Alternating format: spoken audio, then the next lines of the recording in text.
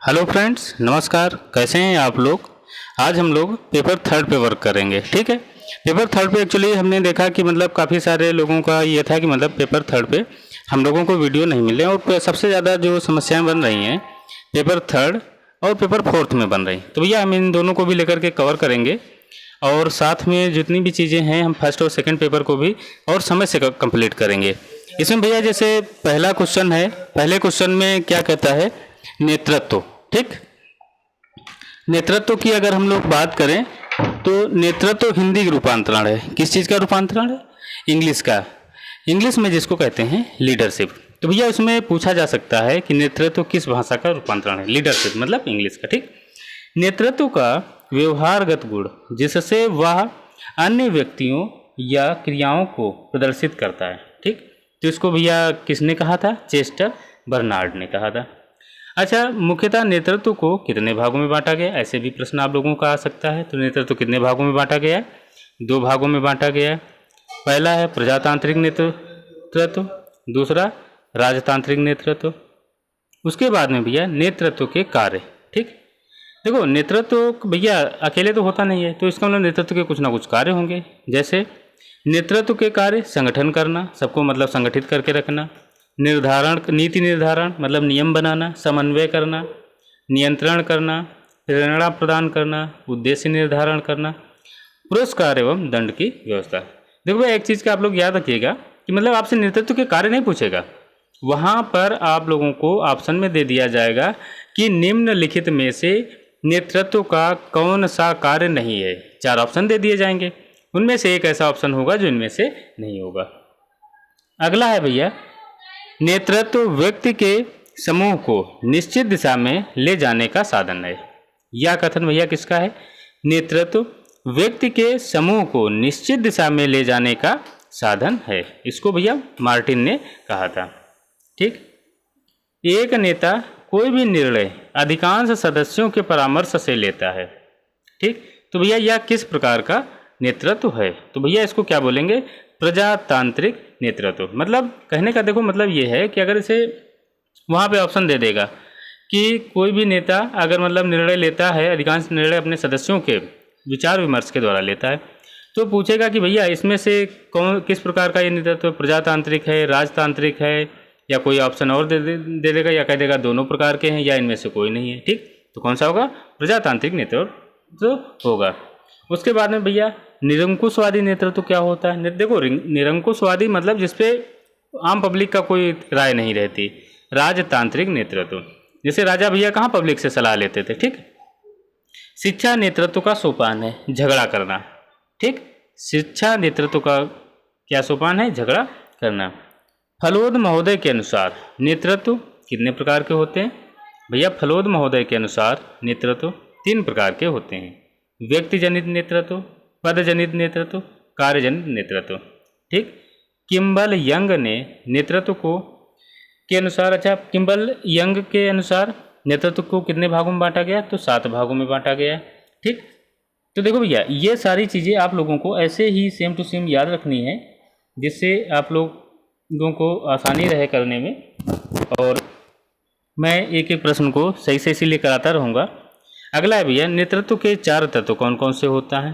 देखो भैया, एक तो नेता होता है, अनुयायी होता है, संगठन होता है, सामाजिक, आर्थिक एवं राजनीतिक स्थिति होती है। ठीक। ये भी एक नेतृत्व का कार्य ही होता है। अच्छा, कक्षा के अंतर्गत संप्रेषण किसके बीच में होता है? अच्छा देखो भैया, संप्रेषण का मतलब जानते हैं? यहाँ से अगला मतलब चैप्टर स्टार्ट हो जाता है। देखिए हमने क्या किया है, पहले भाग में भैया 3 चैप्टर लिए हुए हैं। ठीक, फर्स्ट पार्ट में। इसी तरीके से फिर जो अगला पार्ट होगा उसमें भी 3 चैप्टर होंगे। इस तरीके से हम लोग कार्य करेंगे, और लास्ट में 100 क्वेश्चन की भी PDF हम लोग प्रोवाइड कराएंगे, जिसमें 100 क्वेश्चन होंगे, सारे मिक्स होंगे, और सारे इंपॉर्टेंट क्वेश्चनों को हम लोग रिविजन करेंगे। अब देखो भैया, नेतृत्व के 4 तत्व कौन कौन से? एक तो नेता होना चाहिए भाई, अनुयायी होना चाहिए, संगठन एवं सामाजिक, आर्थिक एवं राजनीतिक स्थिति भी होती है। अच्छा, कक्षा के अंतर्गत संप्रेषण किसके बीच में होता है? तो देखो भैया, संप्रेषण का मतलब समझते हैं? संबंध, कि मतलब बातचीत, वार्ता, संदेश। तो भैया शिक्षक और छात्र के बीच में होता है। मुद्रित संप्रेषण क्या होता है? देखो, मुद्रित संप्रेषण का मतलब लिखना या पढ़ना। अच्छा, बोलना अलग होता है, पढ़ना मतलब वो लिखा हुआ है इसलिए मुद्रित बोला जाता है कि पढ़ रहे, इसका मतलब कहीं ना कहीं लिखा हुआ है। मौखिक संप्रेषण क्या होता है? मौखिक संप्रेषण का मतलब होता है बोलना। प्रबंधन स्तरीय संप्रेषण क्या होता है? प्रबंधन स्तरीय में देखो भैया, प्रबंधक और प्रधानाचार्य के बीच में जो संप्रेषण, जो वार्तालाप होती है, जो उनके बीच में संदेशों का वो होता है, उसको प्रबंधक और प्रधानाचार्य के बीच होता है। संदेश भेजने वाले को संप्रेषण कहते हैं।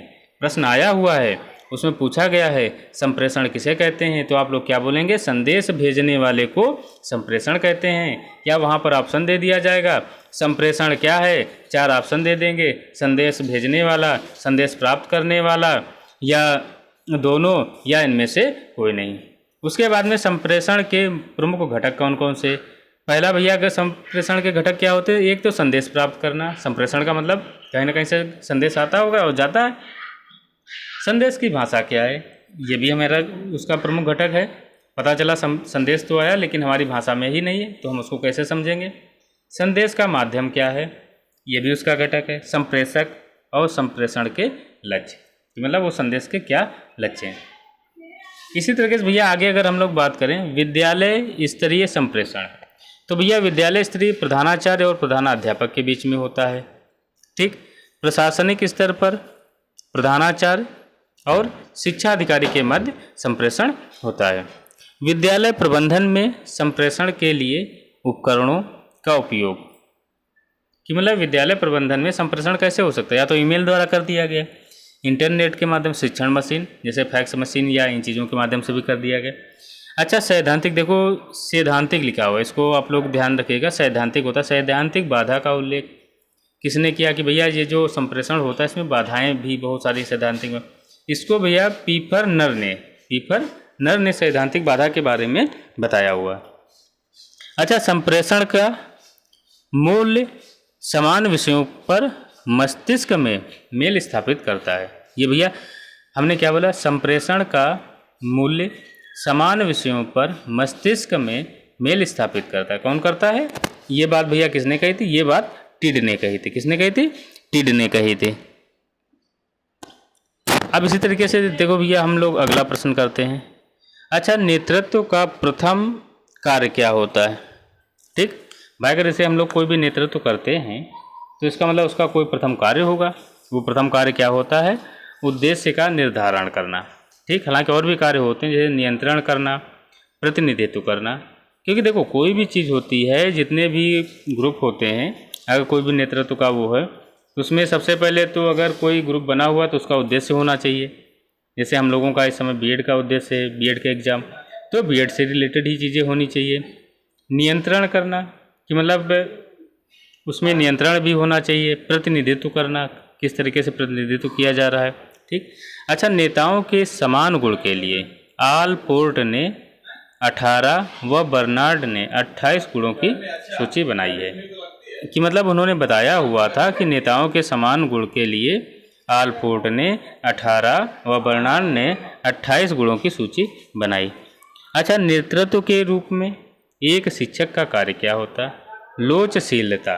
ठीक, कि मतलब वो इतनी आसानी से सारे कार्य करता है ताकि किसी प्रकार की किसी को कोई दिक्कत ना हो, और अपनी बात को, अपनी भाषा को वो दूसरों तक, बच्चों तक, आसानी, छात्रों तक आसानी से पहुंच सके। उसके बाद में भैया दूरदर्शिता। यदि नेता दूर की सोचे, ठीक, यदि नेता दूर की सोचे तो, यदि नेता दूर की सोचे, भविष्य की सोचे, वर्तमान का सामना करे और भूतकाल से सीखे। ठीक, इस तरीके के नेता को दूरदर्शी नेता या दूरदर्शिता कहते हैं। ठीक, ये ऐसी की जिसमें क्वालिटी होती हैं। फिर नेता में प्रसन्नता, स्पष्टता, तत्परता तथा समय की पाबंदी जैसे गुण हैं। तो इस प्रकार के गुण को उद्दीपकता कहते हैं। क्या कहते हैं भैया? उद्दीपकता कहते हैं। ठीक, देखिए भैया हमने इसमें क्या किया हुआ है कि बहुत ज़्यादा प्रश्नों को नहीं लिया हुआ, लगभग 40-50 प्रश्न के आसपास होंगे। ठीक, इसी तरीके से हम लोग 40-40-50-50 प्रश्न करेंगे तो आप लोगों का काफ़ी क्वेश्चन हो जाएंगे। और आप लोग एक चीज़ का और ध्यान रखिएगा कि आप लोगों को अगर हमारे क्वेश्चन पसंद आते हैं तो आप लोग उसको लाइक किया करें, शेयर किया करें, कमेंट किया करें। अगर नए हैं तो हमारे चैनल को सब्सक्राइब अवश्य करें। अगला भैया, नेतृत्व का दूसरा कार्य क्या होता है? संगठन। नेतृत्व का दूसरा कार्य क्या है? संगठन। अच्छा, नेतृत्व के विकास से संबंधित सिद्धांत कौन कौन से? संयोग का सिद्धांत होता है, संतुलन का सिद्धांत होता है, समूह प्रक्रिया का सिद्धांत, ये सारे नेतृत्व के संबंधित होते हैं। अच्छा, शैक्षिक प्रशासन में नेतृत्व की बात सबसे पहले किस देश ने उठाई थी? कि मतलब शैक्षिक प्रशासन में नेतृत्व की बात सबसे पहले कहाँ हुई थी? तो वहाँ पे आपसे ऑप्शन दे देगा, अमेरिका दे देगा, कनाडा दे देगा, भारत दे देगा, रसिया दे देगा। तो आपको क्या करना पड़ेगा? अमेरिका। कार्य सिद्धांत, कार्य विधि का ज्ञान, यह तीनों ही घटक एक दूसरे को प्रभावित करते हैं। ये सब बात किसने कही थी?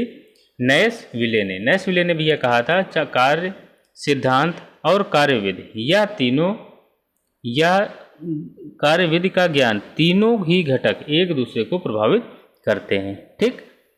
अब इसी तरीके से भैया अगला प्रश्न अगर हम लोग देखें, देखिए एक्चुअली क्या है कि पीडीएफ हमारी अलग अलग है वो रहती हैं, तो एक में हम नहीं वो कर पाते हैं, तो थोड़ी प्रॉब्लम आ जाती है। तो इन चीज़ों को थोड़ा आप लोग मैनेज कर लीजिएगा। अगला भैया क्या कर रहा है? संप्रेषण, एक व्यक्ति से दूसरे व्यक्ति की सूचना एवं समझ हस्तांतरण, ये बात किसने कही थी? एफ.एल. ब्रिज ने। एफ.एल. ब्रिज ने भैया कहा था, संप्रेषण एक व्यक्ति से दूसरे व्यक्ति की सूचना एवं समझ हस्तांतरण है, मतलब एक दूसरे के पास आती जाती रहते। अच्छा, ग्रिफिथ्स भी एक थे, उन्होंने द्वारा क्या कहा था? द्वारा कलित विद्यालय तंत्र की विवेचना की गई थी। तो आपसे पूछ दिया जाएगा, कल्पित विद्यालय तंत्र की विवेचना किसके द्वारा की गई थी? तो किसके द्वारा? ग्रिफिथ्स के द्वारा। अच्छा, गेटजेस तथा गुआ ने विद्यालय संगठन प्रणाली को दो भागों में बांटा था। किसने? गेटजेस तथा गुआ ने विद्यालय संगठन प्रणाली को दो भागों में बांटा। पहला संगठन, दूसरा संगठन में कार्य करने वाला व्यक्ति।